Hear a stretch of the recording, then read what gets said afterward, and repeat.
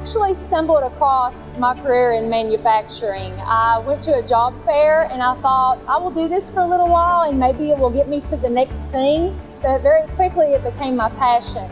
I've been doing this for 20 years now, and it's very exciting and it's very challenging. I started as an associate. I became a machine operator. From there, I became a machine technician. For me, I stay because of the room for growth. I know that I can achieve more here. Something unique about DENSO is growth that we can have within the company. It can either be moving up in management, just to different areas within the company. We also have tuition reimbursement, so they encourage us to go for positions for skilled trades. The possibilities here are relatively endless. This machine, we call it OPR 50. I was in charge of the programming for this robot for the upgrades. It took a little over a month just to complete the programming for it.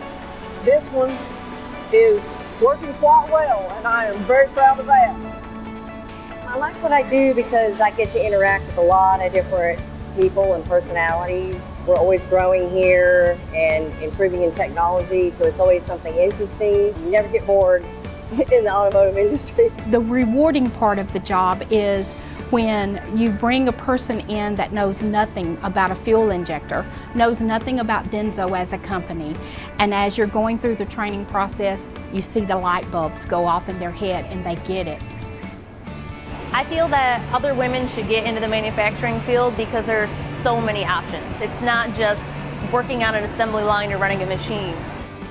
I think that it's very rewarding to do something that is not traditional, to step outside the box.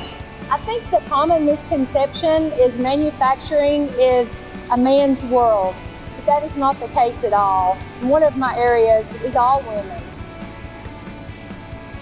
Anybody that comes in, if they have aspirations, they can go for it here. You're not being held back here. The opportunities are limitless. You could make it whatever you wanted it to be.